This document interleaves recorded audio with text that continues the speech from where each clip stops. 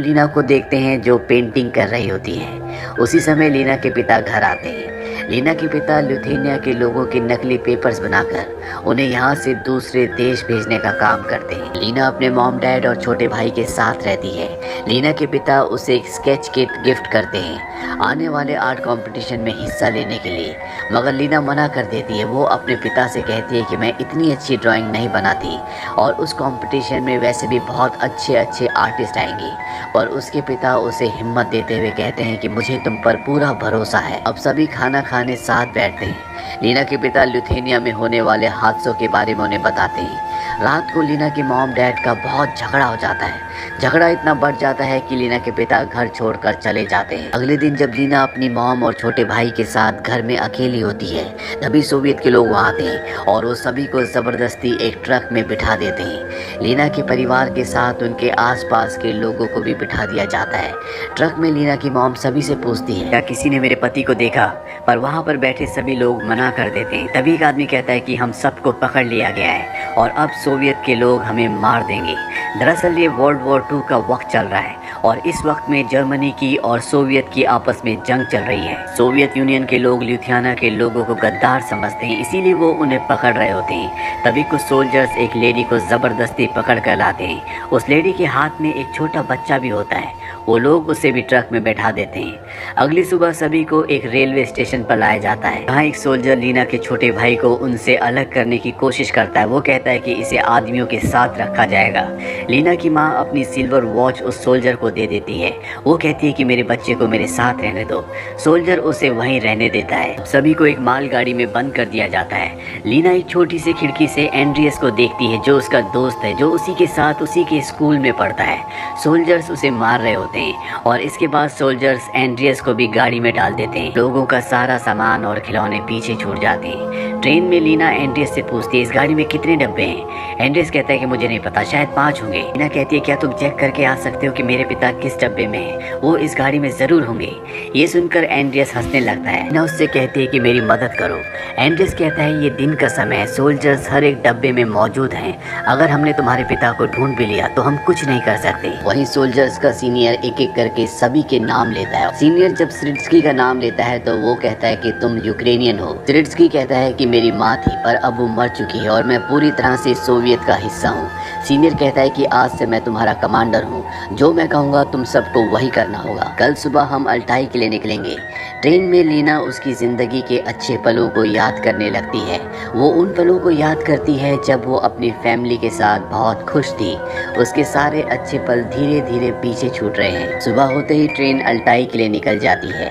वो लोग कुछ दिनों तक ऐसे ही ट्रेन में सफ़र करते हैं। एक दिन लीना पेपर पर स्केच कर रही होती है। उसके बगल में बैठा हुआ आदमी उसे कहता है कि तुम बहुत अच्छा ड्रॉ करती हो। वो आदमी लीना को अपना पेन देता है और कहता है कि मैं तुम्हारे पिता को जानता हूँ। वो लीना से पेन से कुछ ड्रॉ करने को कहता है। लीना कहती है कि मैं उन्हीं चीज़ों को ड्रॉ करती हूँ जिन्हें मैं देखती हूँ। वो आदमी लीना से कहता है कि तुम उन सारी चीज़ों को ड्रॉ करो जो तुम्हारे साथ हो रही है, ताकि लोगों को सच्चाई पता चले। वहीं डब्बे में वो लेडी जिसके पास छोटा बच्चा है, वो भूख के कारण मर जाता है। वो लेडी बहुत रोती है। उसके आसपास बैठे हुए लोग उसे शांत करने की और तसल्ली देने की कोशिश करते हैं। अचानक ट्रेन रुक जाती है और डब्बे का दरवाज़ा खुलता है। वहाँ क्रिट्स्की आता है। लीना की माँ बताती है कि बच्चे ने भूख के कारण दम तोड़ दिया। हम बच्चे को दफन करना चाहते हैं, मगर क्रिट्स्की मना कर देता है और वहाँ से चला जाता है। सभी सोल्जर्स को खाना दिया जाता है, मगर इन लोगों को कुछ नहीं दिया जाता। थोड़ी देर बाद ट्रेन वापस चल पड़ती है। वो लेडी अभी भी अपने बच्चे को गले से लगाकर रो रही होती है, पर कोई कुछ नहीं कर पाता। ऐसे बहुत दिन बीत जाते हैं। एक दिन ट्रेन रुक जाती है। सभी को नीचे उतारा जाता है। वो लेडी जिसका बच्चा मर गया था, वो भागने की कोशिश करती है, मगर कमांडर उसे देख लेते हैं और गोली मार देते हैं। सभी ये देखकर बहुत डर जाते हैं। इसके बाद सभी को कैंप में लाया जाता है, जहाँ सोल्जर सभी को कपड़े उतारने को कहते हैं। सभी उनकी बात मानते हैं क्योंकि वो डर चुके हैं। लीना को ये अच्छा नहीं लगता, फिर भी ना चाहते हुए उसे ऐसा करना पड़ता है।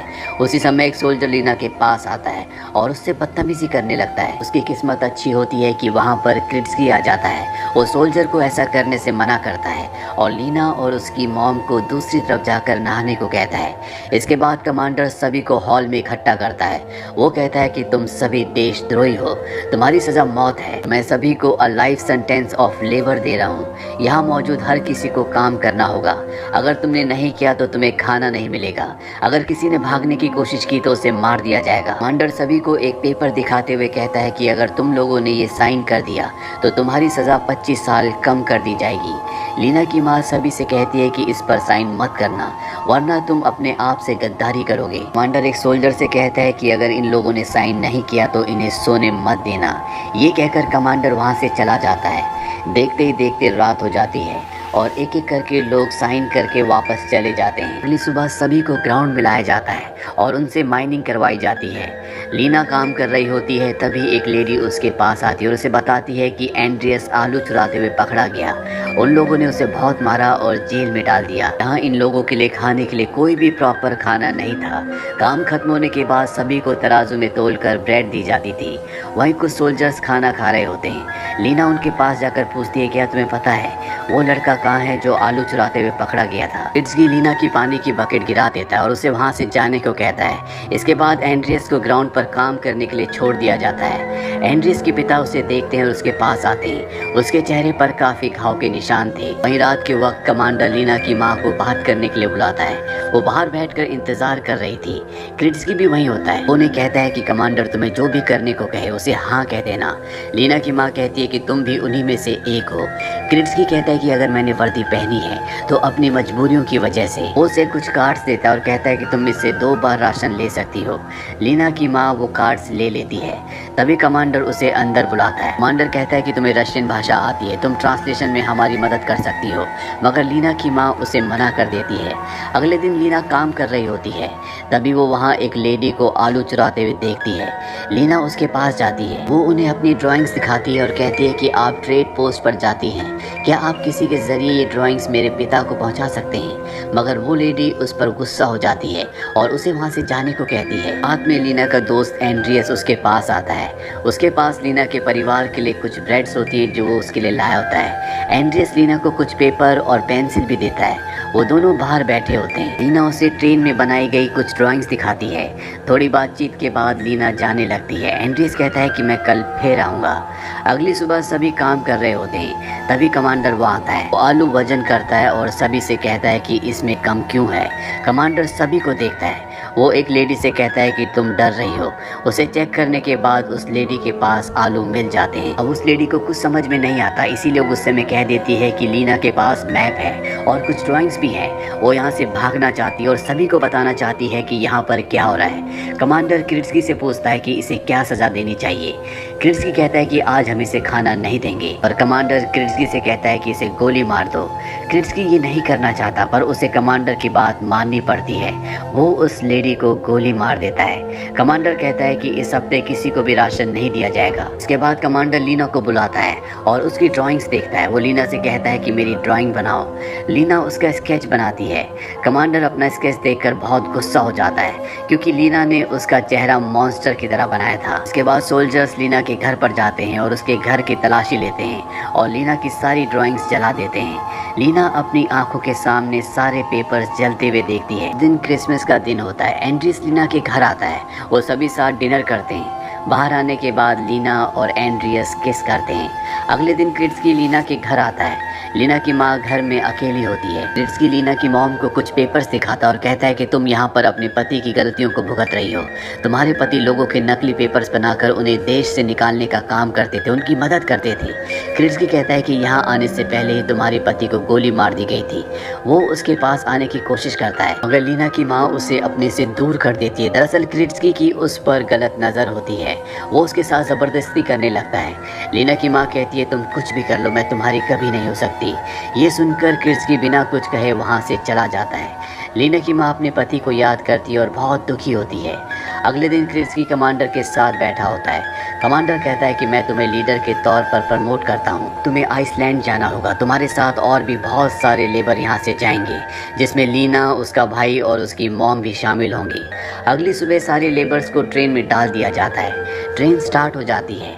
एंड्रियस लीना को देखकर ट्रेन के पीछे भागता है, मगर सोल्जर्स उसे पकड़ लेते हैं। एंड्रियस और लीना एक दूसरे को पसंद करते हैं, एक दूसरे से प्यार करते हैं, पर अब वो दोनों अलग हो गए। ट्रेन से सभी को शिप में शिफ्ट किया जाता है। यहाँ पर बहुत ज़्यादा ठंड होती है, इसीलिए ठंड के कारण एक आदमी की मौत हो जाती है। सोल्जर उसे उठाकर पानी में फेंक देते हैं। कुछ देर बाद सभी आइसलैंड पहुँच जाते हैं। क्रिट्सकी यहाँ पर सभी से घर बनवाता है। एक दिन जब लीना काम कर रही होती है, तभी एक औरत कहती है कि कल यहाँ से शिप निकलने वाली है, मैं भी इस शिप में बैठकर यहाँ से निकल जाऊंगी। सर्दियाँ बहुत ज़्यादा होने वाली हैं, यहाँ पर इतनी ठंड होगी कि सब के सब मारे जाएंगे। ये सीज़न की आखिरी शिप है, अगर तुम चाहो तो अपनी मॉम को और अपने भाई को भी साथ ला सकती हो। अगले दिन वो लेडी जब शिप में छुपी होती है तो सोल्जर उसे देख लेते हैं और उसे मार देते हैं। इसके बाद अब सर्दियों का मौसम और भी ज़्यादा ठंडा हो गया है। वहाँ डॉक्टर को बुलाया जाता है जो लोगों का चेकअप कर रहे होते हैं। लीना की माँ बहुत बीमार होती है। क्रिट्सकी उससे मिलने उसके पास जाता है। लीना की माँ उससे कहती है कि मेरे जाने के बाद मेरे दोनों बच्चों का ख्याल रखना, ठंड होने की वजह से बहुत से लोगों की मृत्यु हो जाती है। रात में लीना अपनी माँ के पास होती है। लीना की माँ बस उसे देख रही होती है। तो लीना से कहती है कि मुझे तुम्हें कुछ बताना है जो मैंने तुमसे बहुत समय से छुपा रखा था।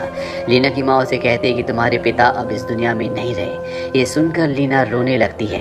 कुछ देर बाद लीना की माँ की मृत्यु हो जाती है। अगले दिन लीना क्रिट्सकी के पास आती है। वो यहाँ रहने वाले लोगों के लिए राशन और ब्लैंकेट्स की डिमांड करती है। क्रिट्सकी गुस्सा हो जाता है। वो लीना का गला पकड़ लेता है और वहाँ से उसे जाने को कहता है। लीना उसे बताती है कि उसकी माँ अब इस दुनिया में नहीं रही। ये सुनकर क्रिट्सकी हैरान हो जाता है। लीना वहाँ से चली जाती है। क्रिट्सकी सोवियत यूनियन को एक लेटर टाइप करता है। वो कहता है कि मैं लीना और उसके छोटे भाई को आज़ाद कर रहा हूँ। इसके बाद वो अपनी ज़िंदगी ख़त्म कर देता है। दरअसल उसे अपनी गलती का एहसास हो गया था कि वो गलत पक्ष की तरफ खड़ा है। साथ ही लीना की मॉम ने मरने से पहले उससे कहा था कि मेरे बच्चों का ध्यान रखना। अगली सुबह आइसलैंड पर शिप आ जाता है। लीना और उसका छोटा भाई शिप की तरफ जाने लगते हैं। लीना को एहसास होता है कि वो फिर से आज़ाद हो गई है। इसी के साथ ये फिल्म, ये कहानी यहीं पर ख़त्म हो जाती है। ये फिल्म सन 2018 में रिलीज़ हुई थी। IMDb पर इसकी रेटिंग है 6.6। उम्मीद करते हैं कि ये कहानी आपको पसंद आई होगी।